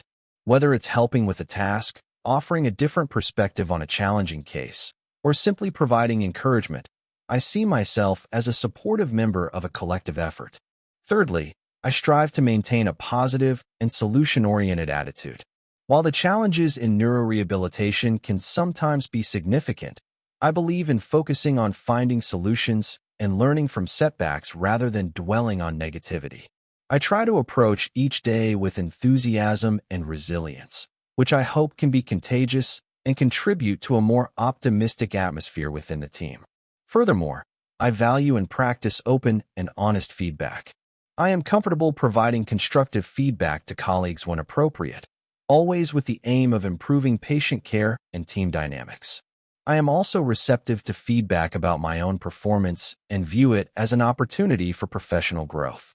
Creating a culture where feedback is seen as a positive tool for development fosters trust and strengthens the team. Finally, I believe in recognizing and celebrating the contributions of others. Acknowledging the hard work and achievements of my colleagues, both big and small, helps to build morale and a sense of appreciation within the team. A simple thank you or highlighting a colleague's excellent work can go a long way in fostering a supportive environment. By consistently embodying these principles, I aim to contribute to a team where everyone feels valued, respected, and empowered to work together effectively towards the shared goal of optimizing patient outcomes in neurorehabilitation. Why do you want to work at our facility specifically? What do you know about our neurorehabilitation program? Thank you for the question. I am particularly drawn to your facility because of its international reputation for clinical excellence, multidisciplinary collaboration, and commitment to innovation in patient care. As a nurse, I am always seeking an environment where I can both contribute meaningfully and continue to grow professionally, and your facility offers exactly that.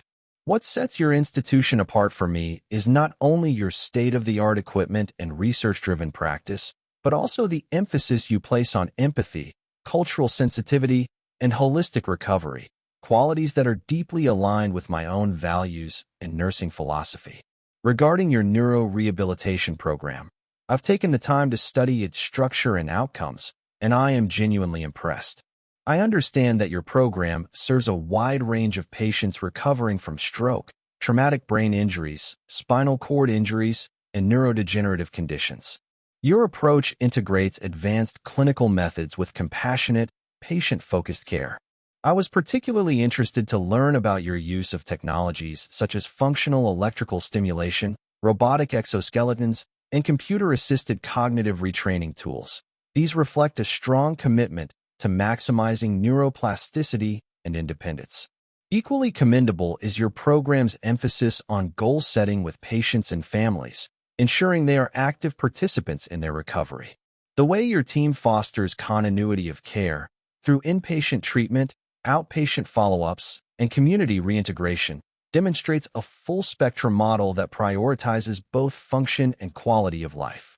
I'm excited by the prospect of working in such a dynamic, forward-thinking environment where I can apply my skills while learning from leading experts in neurorehabilitation. Joining your team would be a meaningful step in my international nursing journey. Where do you see yourself in 5 years in your nursing career? In the next 5 years, I envision myself as a highly proficient and deeply specialized neurorehabilitation nurse, making significant contributions to both patient care and the advancement of the field. I aim to have further consolidated my clinical expertise, potentially having obtained advanced certifications such as the CRRN to formally recognize my specialization and commitment. I see myself taking on increasing levels of responsibility within the neurorehabilitation team, perhaps in a mentorship role for newer nurses or participating actively in quality improvement initiatives and evidence-based practice projects within the unit. I am also keen to continue expanding my knowledge base by staying abreast of the latest research and technological advancements in neurorehabilitation, possibly through further education or specialized training in areas such as advanced stroke rehabilitation or management of complex neurological conditions. Furthermore, I aspire to be a recognized advocate for patients with neurological impairments and their families. This might involve participating in patient education programs, contributing to the development of best practice guidelines, or even engaging with local or national organizations focused on supporting individuals with neurological disabilities. I am passionate about empowering patients to achieve their maximum potential and ensuring their voices are heard throughout their rehabilitation journey. Ultimately, I see myself as a respected and valued member of the neurorehabilitation community, consistently providing exemplary patient care, contributing to a positive and collaborative team environment, and actively shaping the future of this vital field of nursing. My commitment to continuous learning and professional growth will be the driving force behind achieving these aspirations. What are some of the biggest challenges you see facing neurorehabilitation today? Reflecting on the current landscape of neurorehabilitation, I perceive several significant challenges that warrant attention and innovative solutions. One prominent challenge is the increasing complexity of patient needs. Advances in acute medical care mean that individuals are surviving more severe neurological events, often presenting with a multitude of comorbidities and intricate rehabilitation requirements. This necessitates highly specialized knowledge and coordinated care across various disciplines, which can strain resources and require ongoing professional development for healthcare providers. Another substantial challenge lies in ensuring equitable access to timely and comprehensive neurorehabilitation services. Geographic disparities, socioeconomic factors, and limitations in insurance coverage can create significant barriers for many individuals who would greatly benefit from specialized rehabilitation. Bridging this gap and advocating for policies that promote universal access to quality care is crucial for maximizing functional outcomes for all individuals with neurological impairments. The integration of technology and innovation in a meaningful and evidence-based manner also presents both opportunities and challenges. While technological advancements offer exciting possibilities for enhancing rehabilitation interventions, ensuring their effective implementation, accessibility, and affordability requires careful consideration and rigorous research to validate their efficacy. Navigating the rapidly evolving landscape of robotics, virtual reality, and telehealth in neurorehabilitation demands ongoing evaluation and strategic integration into clinical practice. Furthermore, addressing the long-term needs of individuals with neurological disabilities remains a significant challenge. Transitioning patients from intensive rehabilitation settings back into the community requires robust support systems, including access to ongoing therapy, community-based resources, vocational rehabilitation, and psychosocial support. Ensuring seamless continuity of care and facilitating successful reintegration into social and vocational life often requires overcoming systemic barriers and fostering greater community awareness and support. Finally, the emotional and psychological impact on both patients and their families is a persistent challenge.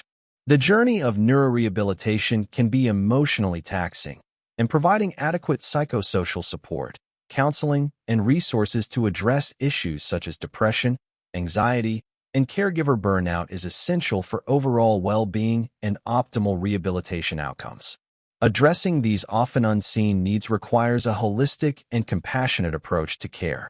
Overcoming these multifaceted challenges will necessitate ongoing research, policy changes, interdisciplinary collaboration, and a continued commitment to patient-centered care in the field of neurorehabilitation.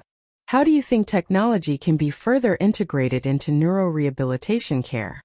I believe technology holds immense potential to revolutionize and further enhance neurorehabilitation care across various aspects of the patient journey. Currently, we see valuable applications, but there's significant room for deeper and more innovative integration. One key area is in enhancing assessment and monitoring. Wearable sensors and smart devices could provide continuous, objective data on a patient's functional abilities, such as gait parameters, balance, and activity levels, both within the clinical setting and in their home environment. This data could offer a more comprehensive understanding of their progress and challenges, allowing for more personalized and timely adjustments to therapy plans. Imagine using sophisticated motion capture technology, not just in a lab, but integrated into daily therapy sessions to provide real-time feedback and guide movement retraining with greater precision. Therapeutic interventions can be significantly augmented through technology. Virtual reality, VR, offers immersive and engaging environments for motor and cognitive retraining, allowing patients to practice real-world tasks in a safe and controlled setting. Haptic feedback can add a tactile dimension to these simulations, enhancing the sense of realism. Augmented reality, AR, could overlay digital information onto the real world, providing real-time cues and guidance during functional tasks. For instance, AR glasses could guide a patient through a dressing sequence or provide visual cues for safe transfers in their home. Assistive technology continues to evolve, and further integration can empower patients with greater independence. Brain-computer interfaces, BCIs, hold promise for individuals with severe motor impairments, potentially enabling control of prosthetic limbs, communication devices, and even environmental controls through thought. More sophisticated and user-friendly exoskeletons could provide greater mobility for individuals with spinal cord injuries or significant weakness. The key here is to make these technologies more accessible, affordable, and seamlessly integrated into daily life.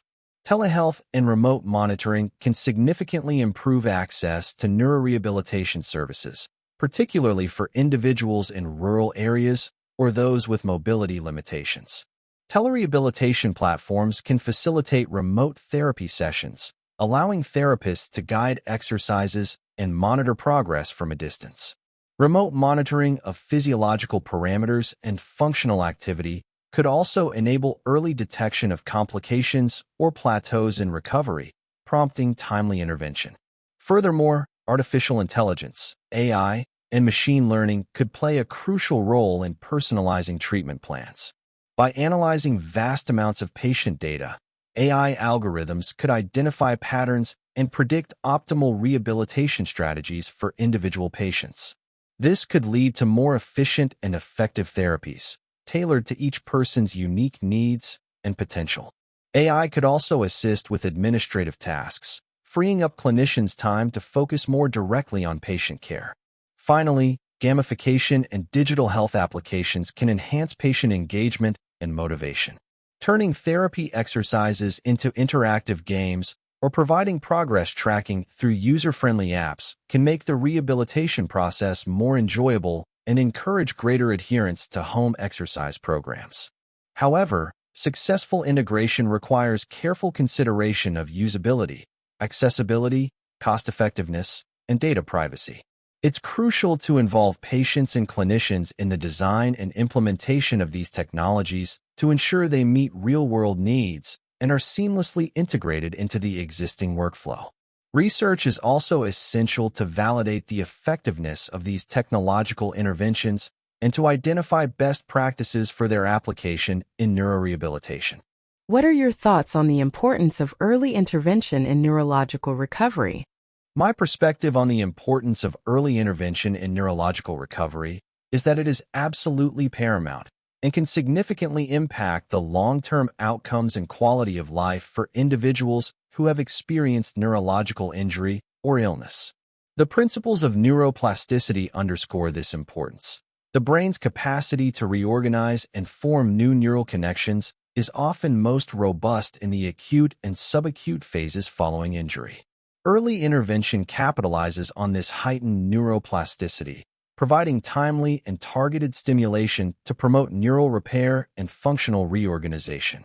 Initiating rehabilitation as soon as the patient is medically stable can help to mitigate the development of secondary complications, such as contractures, muscle weakness due to disuse, and learned non-use. Early mobilization and therapeutic activities can help to maintain joint range of motion, prevent skin breakdown, and improve cardiovascular fitness, all of which are crucial for laying a strong foundation for subsequent rehabilitation efforts. Furthermore, early sensory and motor stimulation can help to reawaken neural pathways and facilitate the return of function. For instance, in stroke rehabilitation, early mobilization and task-specific training have been shown to improve motor recovery outcomes. Similarly, in traumatic brain injury, early cognitive and sensory stimulation can help to promote arousal and facilitate the return of consciousness and cognitive function. Early intervention also plays a vital role in addressing communication and swallowing difficulties. Prompt assessment and intervention by speech-language pathologists can help to prevent aspiration, optimize nutritional intake, and facilitate the recovery of communication skills, which are essential for social interaction and overall well-being. Moreover, the psychological impact of neurological injury is significant, and early intervention can help to address emotional distress, anxiety, and depression in both patients and their families. Providing early education, support, and counseling can facilitate coping mechanisms and promote a more positive and proactive approach to the rehabilitation journey. From a practical standpoint, early intervention often leads to more efficient and effective rehabilitation overall. By addressing deficits early on, we can potentially reduce the need for more intensive and prolonged rehabilitation later in the recovery process. This can have significant benefits for both the patient and the healthcare system. In conclusion, I believe that early intervention in neurological recovery is not just beneficial, but often critical for maximizing functional outcomes, preventing complications, and improving the long-term well-being of individuals with neurological impairments. It harnesses the brain's inherent capacity for recovery during a period of heightened plasticity and sets the stage for a more successful and efficient rehabilitation journey. What are some of the key indicators of successful rehabilitation in your opinion? In my view, successful rehabilitation in the context of neurorehabilitation is characterized by a constellation of indicators that extend beyond simply regaining lost function. While functional improvement is undoubtedly a key metric. True success encompasses a more holistic picture of the individual's recovery and reintegration into their life. One crucial indicator is meaningful functional gains that translate into increased independence in activities of daily living, ADLs, and instrumental activities of daily living, IDLs. This could involve improvements in mobility, self-care skills, communication, and cognitive abilities that allow the individual to participate more fully in their home, work, and community life. The key here is that these gains are relevant and valued by the patient and align with their personal goals. Another significant indicator is an enhanced quality of life as perceived by the patient and their family. This includes improvements in physical comfort, emotional well-being, social participation, and overall life satisfaction. Successful rehabilitation aims not just to restore function, but to enable the individual to live a fulfilling and meaningful life despite any residual deficits. Effective self-management skills are also a hallmark of successful rehabilitation. This involves the patient and their family acquiring the knowledge, strategies, and confidence to manage their ongoing needs independently, including medication management, home exercise programs, and recognizing and responding to potential complications. Empowerment and self-advocacy are crucial components of long-term success.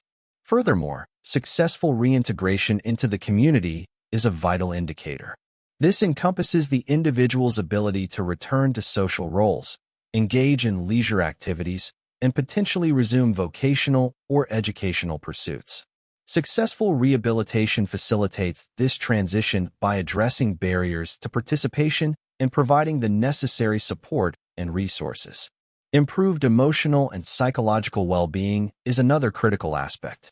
Neurological impairments can have a profound impact on mental health, and successful rehabilitation addresses these needs through emotional support, counseling, and strategies for coping with the changes in their lives. A positive self-image, reduced anxiety and depression, and a sense of hope are important indicators of overall success. Finally, prevention of secondary complications and a reduction in hospital readmissions can also be seen as indicators of successful rehabilitation. Effective management of issues like pressure ulcers, falls, and infections during the rehabilitation process, coupled with patient and family education on preventative strategies, contributes to better long-term outcomes and reduces the likelihood of future health crises.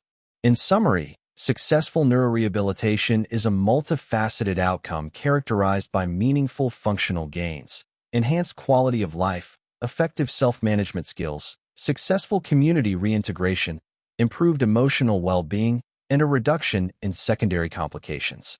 It is a patient-centered process that prioritizes individual goals and empowers individuals to live as fully and independently as possible.